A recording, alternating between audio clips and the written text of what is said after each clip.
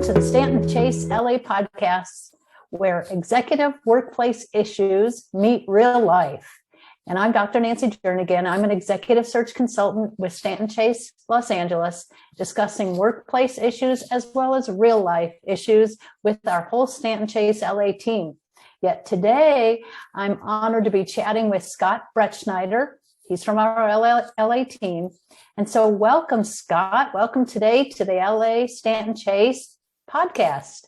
Thank you so much, Nancy. Really appreciate it. And I would have to just jump in here to say that I just wanted to thank you for your leadership in initiating and facilitating these podcasts to get to know your Stanton Chase Los Angeles search consultant.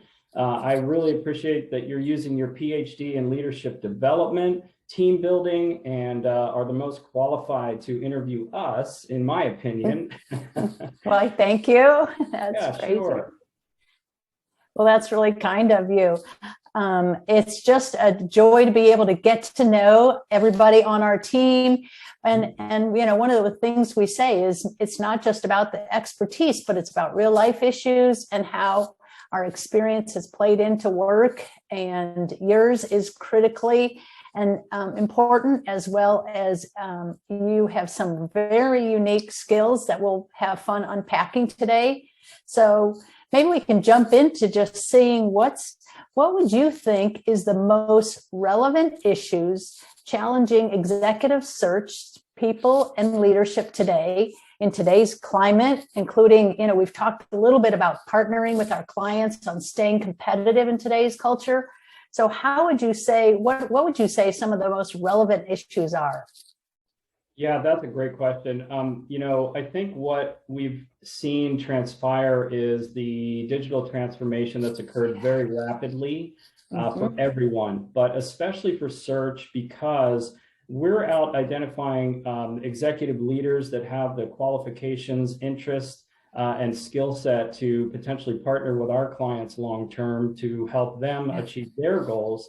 And ultimately, what we're really trying to do with technology is get to know each other through technology in person. We unfortunately have been limited with our ability to travel safety-wise. So the people that we are recruiting really now have to show a leadership skill on camera, on voice.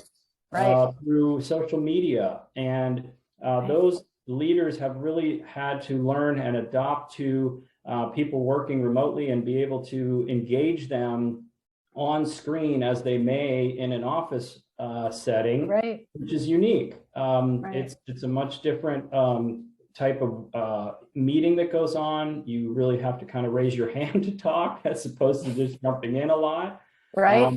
So in that context, a technique that I've used many years before, you know, the COVID came, and I'm glad now, was really, I sit in on interviews with my clients, the hiring decision makers, and my candidates.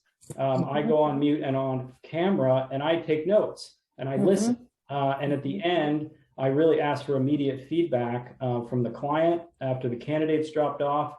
And then I circle back to the candidate to get their immediate feedback. This moves the ball down the court faster for candidates that have an incredible candidate market right now. There is a lot of competition for the talent. They have choices to make.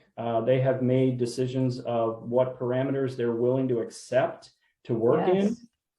So all those things come into play, and we're able to then, because of the speed and the involvement, able to plan and prepare our clients to be competitive, to understand when candidates have multiple opportunities they're looking at and multiple potential offers. So we don't let our clients lose the opportunity to compete for talent that they really feel are qualified and a good cultural fit.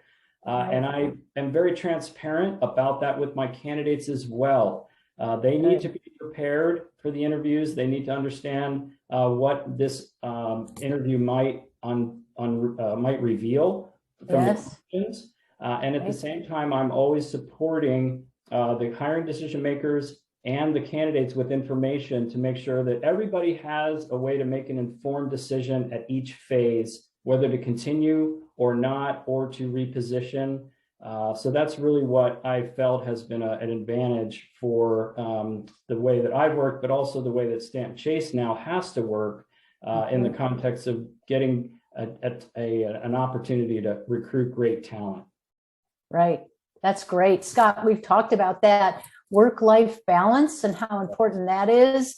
Some people have different demands or expectations, maybe we should say, than others. That plays into understanding the culture of who they're interviewing and what that would mean. The culture is like, the work culture, as well as the change management culture, the culture of DE&I. We've talked about how important that is. And that's going to change from an international company to a US company. There's terminology. I think you addressed that well. The terminology is to change in like a fast pace. And so all those things we have to help both our candidates as well as our clients prepare for an interview.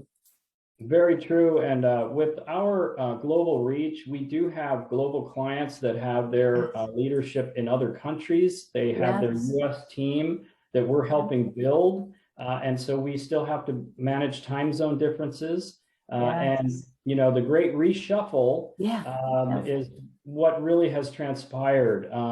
Candidates are recognizing they have more opportunities to be specific. And I'm acting in a certain way like a talent agent or like, you know, managing athletes to the best teams. So we've built a partnership where I really do understand the candidate's interests, qualifications, needs, location, compensation expectations, family, their lifestyle, where they travel, what they do.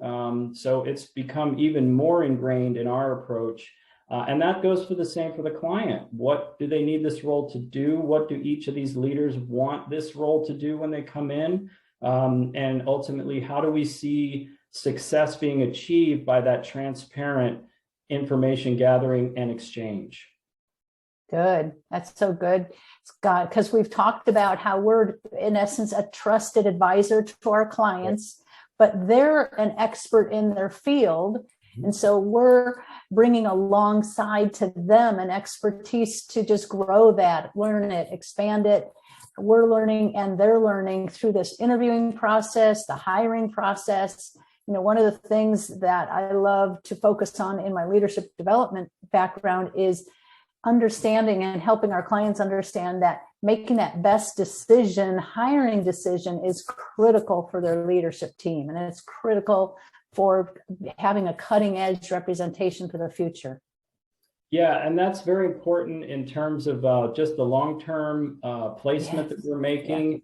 We want to uphold our minimum of our 1-year guarantee, but we really have I've been very proud of the work we've done, putting leadership in for multiple years that actually are getting promoted through the organization. Just not the role we put them into, but further beyond.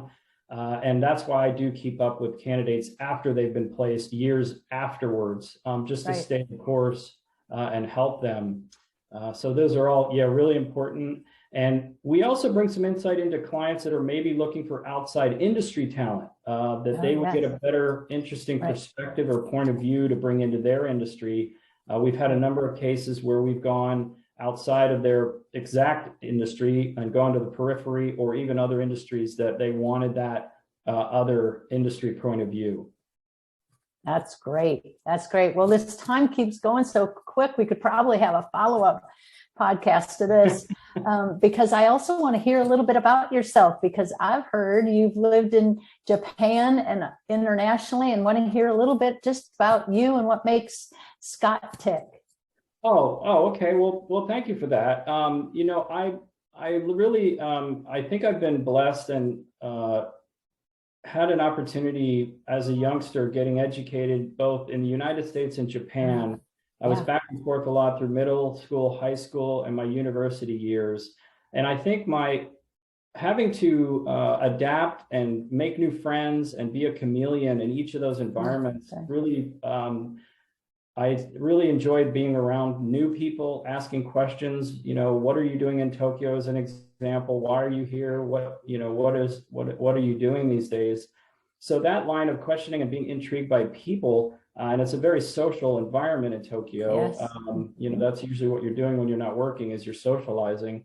That brought me to that passion of people. And so when I finished college at Temple University, Japan, I actually sat next to an executive recruiter who said, "Hey, what's your story? What are you doing here at 20 something in Japan?" And I said, "Well, I'm deciding whether I stay here or go maybe back to the States to start my career." And he said, "What do you want to do?" I said, "Well, I want to impact people. I want to engage them in something important." And at the time, you know, there wasn't a lot of avenues for an American or gaijin who spoke a little bit of Japanese. So he introduced me to the idea of headhunting or recruiting. And I did know about it because my father had been recruited.